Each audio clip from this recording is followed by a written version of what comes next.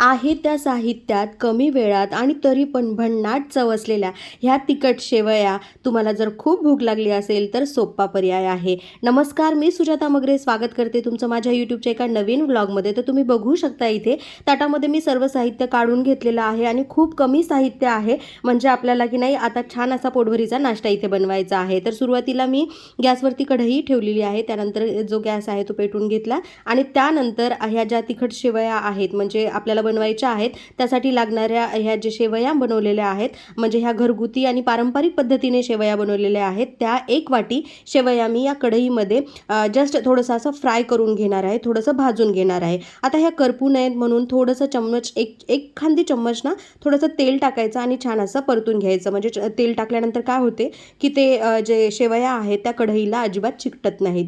तर ह्या शेवया कशा बनवलेल्या आहेत आणि म्हणजे गहूला वल्लू लावून वगैरे बनवतात ते कशा बनवलेल्या आहेत, इन डिटेल रेसिपी जी आहे ती मी चॅनलवरती अपलोड केलेली आहे.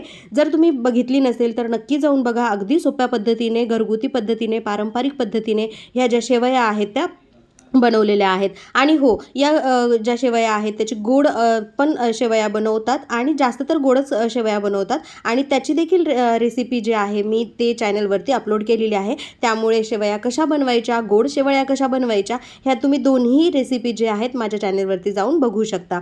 त्यानंतर छान अशा ह्या जसा म्हणजे रंग जसा बदलला ना, थोड्याशा ब्राऊन रंगाच्या झाल्या की मग आपल्याला ह्या ज्या शेवया आहेत त्या एका ताटामध्ये साईडला काढून घ्यायच्या आहे आणि त्यानंतर आपल्याला जी बेसिक फोडणी आहे ना ती द्यायची आहे.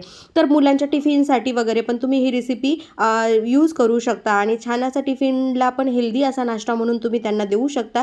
आता दुपारची वेळ होती आणि माझ्या पण मिस्टरांना भूक लागली होती, सो त्याच्यासाठीच मी आहे ते इथे जे शेवया आहेत त्या मी इथे बनवत आहे. तर तुम्ही बघू शकता सगळ्यात छान शेवया भाजून घेतलेल्या आहेत. त्यानंतर एका कढईमध्ये मी 2 माप तेल टाकलं. थोडंसं तेल मात्र जास्त लागते कारण की त्याने चव चांगली येते त्यामुळे.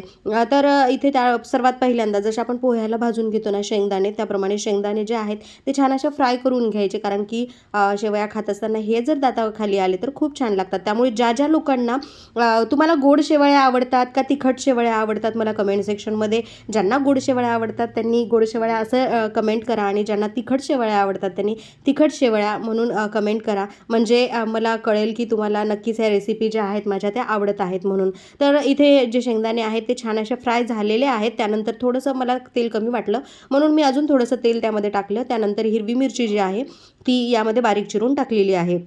आता बरेच जण ना यामध्ये मॅगी मसाला वगैरे पण वापरतात, पण मी अजिबात कुठलाही मसाला न वापरता एकदम साध्या पद्धतीने ज्या शेवया आहेत त्या बनवायला घेतलेल्या आहेत. त्यानंतर कढीपत्ता टाकलाय आणि व्यवस्थित हे दोन्ही पण आता फ्राय करून घ्यायचं आहे. मिरची छान जर तेलामध्ये छान भाजली ना तर ते काय होते की त्याचा जो तिखटपणा आहे ना तो व्यवस्थित येतो. त्यामुळे छान मिरची भाजून घ्यायची, त्यामध्ये थोडंसं मीठ ॲड केलेलं आहे. तेलामध्ये मीठ टाकल्याच्या नंतर चव छान येते. त्यानंतर इथे एक कांदा चिरलेला टाकलेला आहे. कांदा बारीक चिरून घ्यायचा आणि तो देखील टाकायचा. छान अशी फोडणी आता आपली इथे तयार झालेली आहे. म्हणजे अगदीच बेसिक फोडणी आहे, कमी साहित्यामध्ये तुम्ही बघत असाल. आणि त्यानंतर एक टोमॅटो आहे जो मी बारीक चिरून यामध्ये टाकलेला आहे. टोमॅटोनं चव खूप चांगली लागते आणि जर तुम्हाला खायचं असलं ना शेवटी तुम्ही लिंबू पिळून देखील खाऊ शकता. आणि त्यानंतर थोडीशी चिमूटभर हळद टाकली. आता ही जी हळद आहे ती आमच्या शेतातली आहे, त्यामुळे मी अगदीच कमी प्रमाणात टाकली कारण की ती लगेच लागते. कारण की बाहेरची जी विकतची हळद असते ना त्यामध्ये थोडेसे कलरिंग एजंट वगैरे असतात, पण ही घरगुती हळद असल्यामुळे थोडीशीच जी हळद आहे ती मी यामध्ये टाकलेली आहे. त्यानंतर 1.5 ग्लास पाणी मी इथे टाकलेलं आहे. आता पाण्याला चांगली उकळी येऊ द्यायची. आता अशा स्थितीमध्ये मी एकदाचं चेक करून बघितलं होतं की मीठ वगैरे व्यवस्थित आहे का, तर मीठ कमी पडलं होतं. त्यामुळे अजून जे मीठ आहे ते मी यामध्ये ॲड करत आहे. म्हणजे मीठ मिरची जर व्यवस्थित असेल तर जी चव आहे, म्हणजे आपण कुठलीही रेसिपी बनवत असाल तर त्याची चव आहे ना ती खमंग होते, टेस्टी होते. कारण की मग मिठाशिवाय चव नाही म्हणतात ते देखील खरं आहे. मीठ आणि मिरची जर प्रॉपर प्रमाणात नसेल तर चव आपली बिघडते. त्यामुळे ह्या गोष्टी ज्या आहेत त्या व्यवस्थित टाकायच्या, म्हणजे आपला जे शेवया आहेत किंवा कुठलीही रेसिपी आहे ती छान होईल. त्यानंतर ह्या ज्या भाजलेल्या शेवया आहेत ना उकळी आल्याच्या नंतर त्यामध्ये ॲड करायच्या. आता तुम्ही बघू शकता मी ॲड केलेलं आहे. त्यानंतर छान असं परतून घ्यायचं आणि परतून घेतल्याच्या नंतर एक 5 ते 7 मिनटं लागतात फार ह्या शेवया ज्या आहेत ते छान शिजल्या जातात. आणि गव्हाच्या पिठापासून तांदळापासून बनलेल्या ह्या शेवया म्हणल्यानंतर नक्कीच हेल्दी आहेत. त्यामुळे जर तुम्हाला शेवया बनवायच्या असतील तर ती देखील रेसिपी मी चॅनलवरती अपलोड केलेली आहे. नक्की जाऊन बघा, तिथे देखील कमेंट करा. आणि तुम्हाला गोड शेवया आवडतात का तिखट, मला नक्की सांगा, कारण की मी तुमच्या कमेंटची वाट बघेन. आणि त्यानंतर इथे जे आहे 1-5 मिनिटानंतर तुम्ही बघू शकता सगळं जे काही पाणी आहे ते आता थोडंसं आटत चाललेलं आहे. आणि आटल्याच्या नंतर हे जे शेवया आहेत त्या व्यवस्थित आता इथे प्रॉपर शिजत आहेत. तर यामध्ये बरेच जण मॅगी मसाला, मी तुम्हाला सांगितल्याप्रमाणे मॅगी मसाला पण ॲड करतात, पण मी इथे मॅगी मसाला ॲड करत नाही आहे. तुम्हाला जर आवडत असेल तर तुम्ही मॅगी मसाला जो आहे तो यावरती ॲड करू शकता. आता छान शेवया शिजून झालेल्या आहेत आणि साईडला मी मक्का पण भाजत होते, कारण की पिल्लू शाळेतून येण्याची वेळ झाली होती. त्यानंतर 1-2 मिनिटासाठी वाफ काढल्यानंतर एकदम छान अशा शेवया इथे ज्या आहेत त्या तयार झालेल्या आहेत. शेवया अजिबात एकमेकांना चिटकलेल्या नाही आहेत. तुम्ही बघू शकता, मी पळीने हलवून दाखवत आहे की अजिबात चिटकलेल्या नाही आहेत, म्हणजे एकदम मोकळ्या ज्या शेवया आहेत त्या शिजलेल्या आहेत.